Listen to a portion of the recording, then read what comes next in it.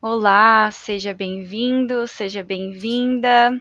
Estamos aqui começando uma entrevista para o Sustentário WePeace com o convidado Ricardo Vácaro. Ricardo, bem-vindo, muito obrigada por estar aqui conosco. Vou Obrigado vocês apresentar. pelo convite, antes de mais nada. Uma honra estar aqui com vocês, Thaís. Maravilha. Esse evento Sustentário WePeace, Sustentabilidade, Indicadores e Gestão de Recursos Hídricos, que acontece do 18 a 22 de novembro de 2024.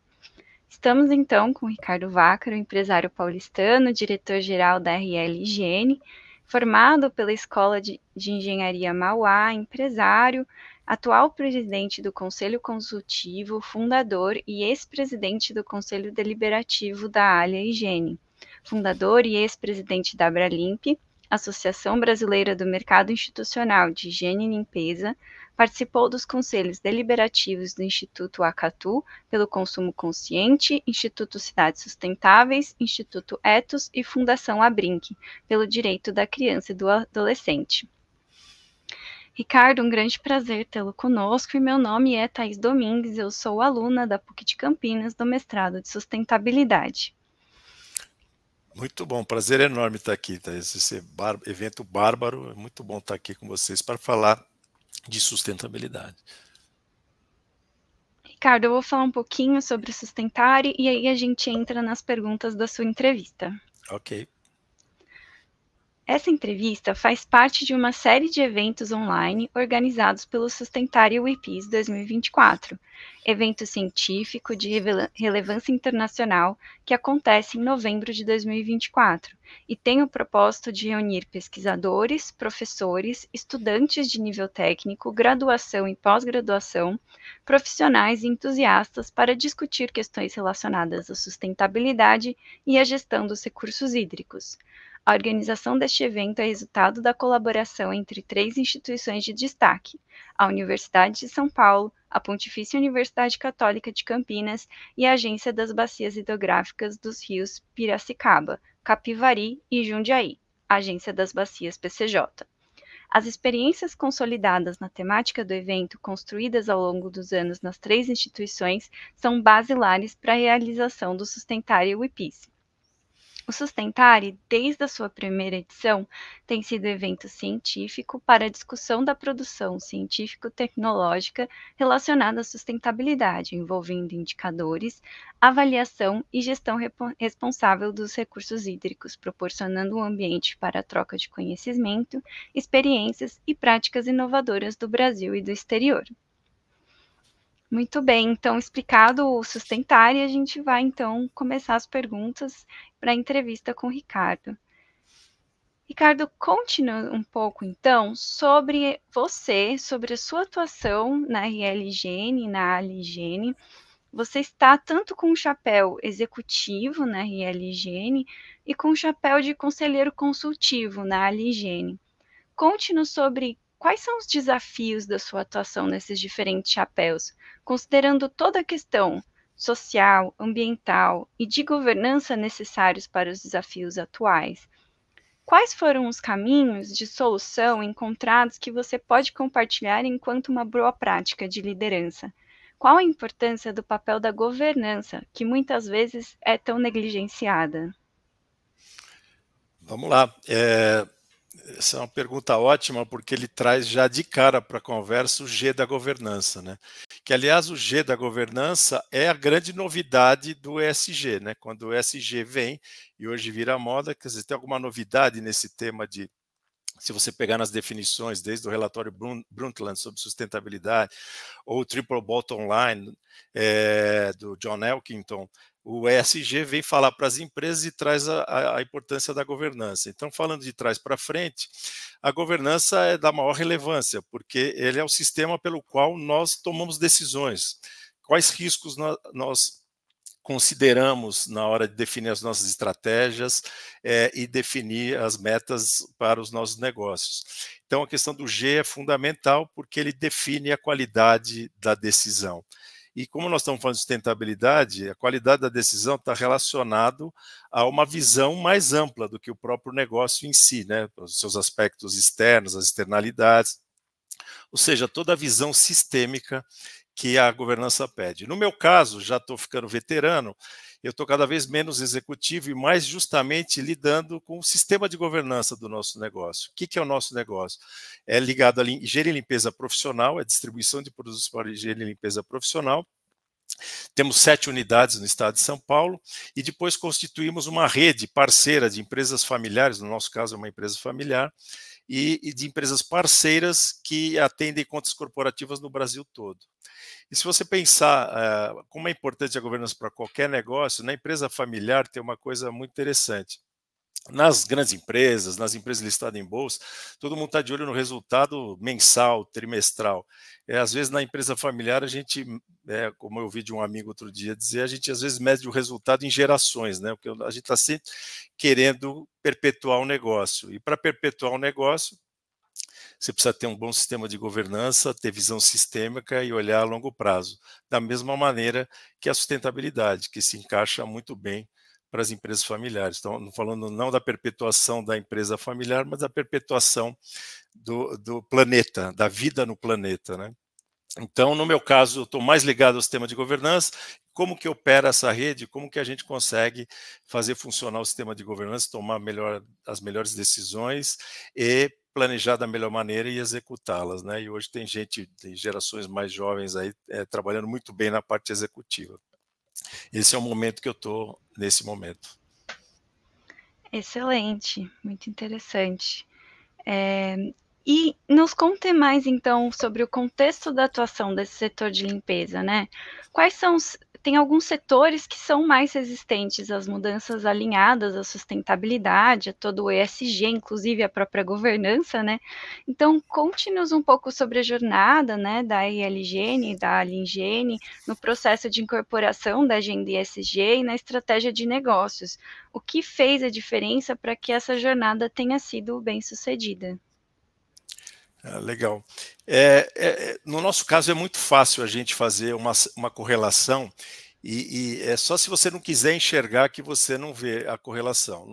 Quem trabalha com higiene e limpeza profissional, ou higiene e limpeza de qualquer maneira, a correlação entre o que a gente faz e a poluição, o resultado de tudo que a gente faz ou é poluição ou é resíduo, é alguma coisa que tem que ser descartada.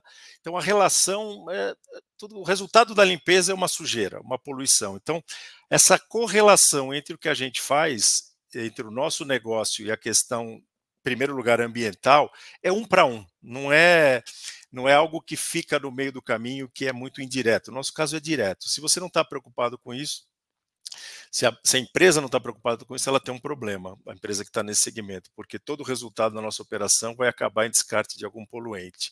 Segundo lugar, na higiene e limpeza, quem opera os sistemas de higiene e limpeza são os faxineiros, que é a base da pirâmide social. Muitas vezes é o primeiro e último emprego, né? Então tem uma conotação social muito forte quando a gente trata de fazer limpeza pelo esse mundo afora, nas empresas, nas organizações, na educação, na PUC, onde quer que seja, tem um contingente enorme de pessoas trabalhando lá, então tem uma questão social muito relevante. Nós muito cedo percebemos essa correlação e entendemos, mesmo quando a gente não falava de sustentabilidade, a nossa empresa tem 47 anos, eu brinco muito quando eu ouço as pessoas falarem hoje, nós temos DNA da sustentabilidade desde o início, eu costumo dizer, desculpa, é mentira, porque 20, 30 anos atrás a gente não falava da maneira como a gente fala hoje, de sustentabilidade das empresas, do papel das empresas. Eu vou dizer que quando o Ethos foi fundado, 20 e poucos anos atrás, 25 anos atrás, começou a se falar de responsabilidade social empresarial. E aquelas empresas que percebiam que a vida ia além dos muros da empresa, que tinham que tomar decisões com base, considerando todos os seus stakeholders, incluindo a questão ambiental, social, começaram a se engajar nesse movimento e começaram a falar dessa tal de responsabilidade socioambiental, empresarial. E aí a questão da sustentabilidade veio vindo com o papel da ONU, as definições e a necessidade de acelerar essa agenda, veio o tema da sustentabilidade. Então, lá atrás, o que a gente começou percebeu que havia uma correlação, tivemos essa sensibilidade, começamos a nos preocupar em capacitar essa mão de obra, em querer que o mercado cada vez mais transformasse esses faxineiros, que a gente chama, em operadores de limpeza, com toda a importância que tem essa atividade e com toda a importância que tem o resultado dessa atividade de higiene e limpeza. E aí nós começamos a desenvolver ações, e no começo a gente achava que tinha que ter uma área de sustentabilidade, lá 20 e poucos anos atrás, que a gente deveria ter uma área de sustentabilidade. E a grande aprendizado que a gente teve nessa fase inicial é que não precisa ter uma área de sustentabilidade. A sustentabilidade tem que ser incorporada no modelo de negócio e nos processos de negócio. Desde que você contrata funcionários, né, primeiro para a questão da diversidade e tudo mais, não tendo filtros de espécie alguma, desde onde você escolhe o local de onde você vai contratar, gerando menos trânsito, trazendo pessoas do entorno, que não é fácil isso em São Paulo, aliás, nada é fácil nesse tempo, mas de qualquer maneira você começa a atuar de maneira proativa, né, incorporando desde o RH, passando pelo desenvolvimento de produtos, passando pelo treinamento dos clientes, dos usuários, conscientizando os usuários dos produtos, para que tenham um consumo adequado, o menor consumo, o menor impacto. Então, a ideia que a gente foi ver lá atrás, começou com uma sensibilização, que a gente já trazia um pouco dos valores dos sócios, do fundador. O fundador, eu já sou segunda geração, é meu pai que fundou a empresa, e os filhos já vieram um pouco mais sensibilizados com isso também, então aprofundaram esses valores na direção de conciliar o negócio com uma preocupação maior que o resultado e o lucro em si. Então, isso foi sofisticando, foi aprimorando e tentamos incorporar essas ideias nos processos de gestão, nos processos de negócio, que vale para tudo, como eu dei exemplos do RH, desenvolvimento de produto, mas na gestão de fornecedor, de quem você vai comprar, por que você vai comprar, como é que esse fornecedor se comporta para poder fornecer a sua empresa, a nossa empresa no caso. E aí fomos incorporando isso e muitos desses processos foram bem sucedidos no sentido de nos tornar, de certa forma, uma referência nesse tema no mercado de limpeza profissional do país. Então é uma longa jornada, sustentabilidade, acho que você usou bem essa palavra, a palavra jornada cabe bem aí. E esses processos são de muito aprendizado, porque sustentabilidade, como pede visão sistêmica e pede ciência, né, importância desse evento, como você falou na abertura, é trazer informação, porque cada pergunta que você faz, cada elemento desse tema da sustentabilidade que você acha que resolveu, abre mais 1000 perguntas que você tem que responder, porque a questão é sistêmica e as relações nem sempre são diretas e óbvias, né? O que exige um eterno reciclar e você ambicionar mais e mais coisas que só pode vir através do conhecimento da informação, para você poder continuar se aprimorando e aperfeiçoando esses processos de negócio incorporados com o tema da sustentabilidade. Não sei se eu dei muita volta, mas é uma longa jornada mesmo e bastante complexa para responder. Perfeito. Não, e você tocou numa palavra fundamental para a questão da sustentabilidade, que é o sistêmico, né? Atuar em sistema, e nesse sentido saem vários dados que acabam nos preocupando, né? Nos trazendo essa noção de atuação em conjunto, porque é essa sensação, né? A gente consegue ter as jornadas dentro das próprias empresas e das instituições, mas não dá para ir nessa sozinho, né? É uma questão muito ampla, né? Então, trazendo aqui alguns dados, de acordo com o Boston Consulting Group, 27% das empresas brasileiras têm compromissos de zerar as emissões de carbono, né? E segundo a mesma consultoria, o mundo perderá 8% do PIB per capita com o aumento das temperaturas em 1,5 graus. No entanto, se a gente chegar ao aumento de 2 graus, será 13% até 2100. Então, a gente está chegando no momento em que realmente é uma visão crítica, né, devido ao aumento de temperatura e da poluição, com uma série de consequências negativas para as pessoas e para o planeta. Então, existem desafios reais de planejamento, de implementações de mudanças, mas também existe uma questão de cultura, de um efeito sistêmico. Então, o que que pode ser feito para que essa proporção de empresas net zero e que estão preocupadas com a sustentabilidade, abrindo, né, indo trilhando essa jornada da sustentabilidade, que estejam realmente comprometidas com a sustentabilidade, para que esse número aumente? Como promover uma mudança cultural? Acho que essa é uma das perguntas mais difíceis de responder. Eu vou tentar achar uma trilha aqui para a gente falar sobre isso. Se mudança cultural fosse fácil, as pessoas já usariam um cinto de segurança sem serem multadas, né, por não usar o cinto de segurança, né? É uma forma que foi feita uma mudança cultural, foi feita por uma imposição de lei, de fiscalização e de multa.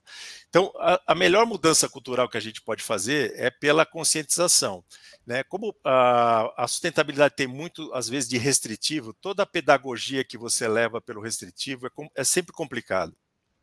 Cai naquela trilha, ó céus, ó vida, eu não posso consumir água, eu tenho que desligar a luz, eu não posso consumir combustível fóssil, eu tenho que rever o meu padrão de consumo.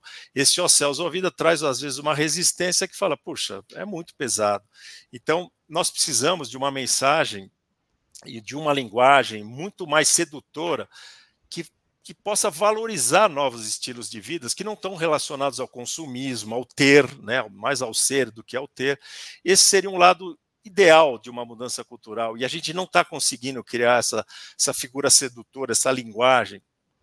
Claro que muitos jovens hoje, felizmente, já têm estilos de vida muito mais despojados, já não querem ter carro, usam transporte público, e a forma de consumir já vem mudando, mas ainda não é em escala planetária de uma forma que possa fazer frente ao tamanho do problema que a gente tem.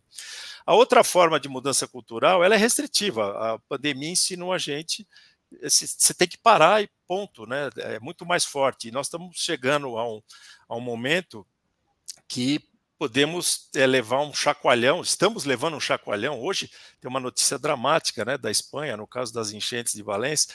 Todo dia ou é incêndio, ou é enchente, ou é gelo que acaba, né, nos polos de gelo. Então a gente não para de ter. Então a mudança cultural às vezes vem pelo pior, pelo restritivo, e seria muito melhor a gente fazer de uma maneira consciente e que levasse a esses novos estilos de vida. Então, eu espero que a gente não precise chegar a um ponto tão dramático, às vezes ponto de não retorno, de ter essa mudança cultural. Por isso a importância de eventos como esse, que possam fazer cada vez mais pessoas, empresas, a participarem, entrarem nessa jornada de maneira sincera e de maneira a conquistar resultados muito expressivos, porque o ponto de não retorno está chegando mais rápido do que a gente vinha falando, que os cientistas vinham falando. E então, se falava num e-mail daqui a 20 anos, 15 anos, e as coisas já começam a acontecer aparentemente muito mais rápido. Então, essa mudança cultural realmente precisa de muita coisa. Associada a ela, precisa de impulsionamento de política pública, né, precisa de as empresas precisam aderir, as grandes empresas tem uma capacidade, às vezes não se dá conta, muitos não se dão conta ou não querem se dar conta, de se elas aderem de maneira agressiva, elas conseguem mobilizar cadeias enormes de fornecimento, fazer outras empresas médias e menores andarem numa direção de buscar mais sustentabilidade, menor impacto ou impacto positivo. Então, tem uma série de questões que podem levar a essa mudança cultural. A gente precisa ativar todos os botões da mudança cultural, porque o tempo está ficando escasso. Então, desde essa linguagem mais sedutora, mais propositiva, que mostre que podemos ser felizes num mundo mais despojado, com menos consumismo, né, com menos valores ligados ao ter e acumulação, e compartilhar esses valores seria o ideal. Já que a gente não consegue só dessa forma, nós precisamos do auxílio também de mostrar que o perigo está chegando e que a gente precisa de reforços, desde políticas públicas, a adesão maciça das empresas, mobilizando as suas cadeias de produção e elas levando a clientes, né, que levem também a sociedade a pensar em novas formas de consumo. E, do outro lado, quando você consegue mudar o consumidor, o jovem, por exemplo, você pressiona as empresas, porque se ele está demandando menos coisas ligadas à indústria, vamos dizer, do carbono, as empresas têm que dar resposta a isso. Então, é dos dois lados, vem lá desde governos, vem da ONU, da governança mundial para as empresas e do consumidor para as empresas. Eu espero que a gente encontre esse ponto, a rapidez necessária para atingir o melhor ponto, para não chegar e ter que aprender pelo pior caminho, que é as coisas acontecerem de maneira dramática, né?